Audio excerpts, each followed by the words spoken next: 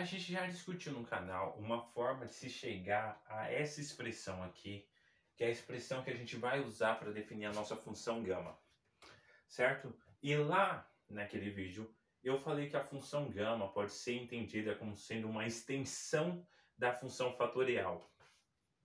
E agora, de fato, eu quero mostrar que isso é verdade, eu quero mostrar que a função gama, de fato, é a extensão do fatorial. Para isso, a gente só vai relembrar como a gente definiu a nossa função gama. A gente definiu que a função gama de um número z vai ser igual à integral de 0 até infinito de t elevado a z menos 1 vezes e elevado a menos t, dt. E isso vai ser igual a z menos 1 fatorial. O que eu quero mostrar é que essa parte, esse igual, se justifica. Certo? Então vamos lá. Para mostrar isso, eu vou começar olhando a função gama de z mais 1. Ou seja, no lugar de z eu vou colocar z mais 1. Quando eu substituir z por z mais 1, eu vou ter a integral de 0 até infinito de t elevado a z vezes e elevado a menos t dt. Agora vamos resolver isso por partes. Eu preciso de uma parte que eu vou derivar e uma parte que eu vou integrar. Certo? Então vamos fazer o seguinte, vamos integrar e menos t elevado a menos t e vamos derivar t elevado a z. Fazendo lá o lance de integração por partes, a gente vai ter menos e elevado a menos t vezes t elevado a z, isso de 0 até infinito, mais, a gente tem um mais porque a gente tem esse menos aqui, z vezes a integral de 0 até infinito de t elevado a z menos 1 e elevado a menos t dt.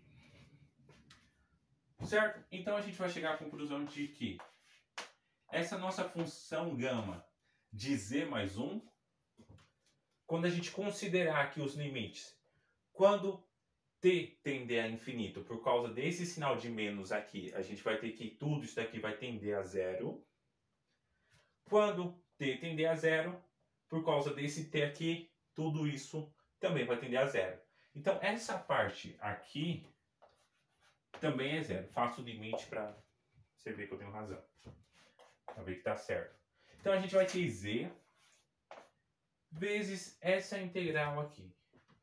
Só que a gente já viu essa integral em algum lugar. Essa integral é exatamente a função gama de z. Olha lá, é exatamente a nossa definição. Então a gente vai ter a função gama de z. Então nota que a função gama de z mais 1 sempre vai ser igual a z vezes a função gama de z. E isso daqui já é o suficiente para nos garantir que isso daqui vai ser igual a z fatorial. Por quê? Porque eu posso fazer exatamente a mesma coisa que eu fiz com a função gama de z mais 1, só que agora para a função gama de z. Quando eu fizer tudo isso, a gente vai chegar nessa seguinte igualdade. A gente vai ver que isso vai ser igual a z vezes z menos 1 vezes a função gama de z menos 1. É só eu fazer exatamente o que eu fiz ali em cima. E se eu fizer isso z menos 1 vezes, ou seja, se eu pegar a função gama de z mais 1 e repetir essa operação z menos 1 vezes, isso daqui vai me dar z vezes z menos 1 vezes z menos 2 vezes, por aí vai, z menos z menos 1. Isso dá 1 vezes a função gama de 1. Fica fácil ver que a função gama de 1 é simplesmente 1. Certo? Porque eu vou colocar 1 aqui no lugar do z, vai ficar t elevado a 0, ou seja, a gente pode ignorar. E elevado a menos t de 0 até infinito, quando a gente tiver e menos e elevado a menos t para infinito, isso dá 0. Menos com esse sinal de menos cancela, fica mais. Quando a gente colocar 0, isso dá 1. Então a função gama de 1 simplesmente é 1. Isso significa que a função gama de z mais 1 vai ser simplesmente z vezes z menos 1 vezes z menos 2 até 1, ou seja, vai ser z fatorial. E isso daqui é uma das minhas relações favoritas. Isso mostra que, de fato, a nossa função gama é a extensão da função fatorial. A gente está olhando aqui z mais 1, isso deu o fatorial de z. Fica fácil ver que, então, a função gama de z simplesmente vai ser z menos 1 fatorial.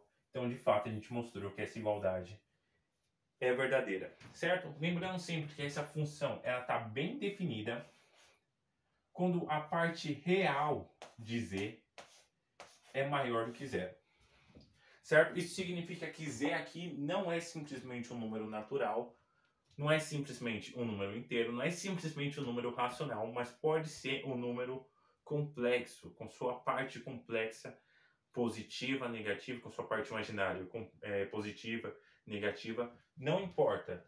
Quando a gente olha para o plano complexo, onde a gente tem aqui o eixo real e o eixo imaginário, essa função gama ela está definida em toda essa extensão do plano, certo?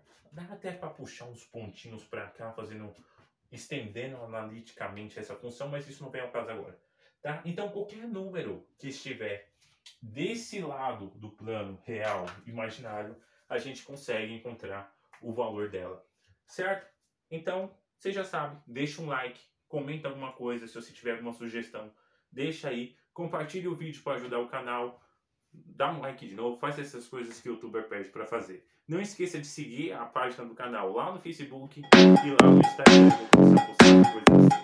lá.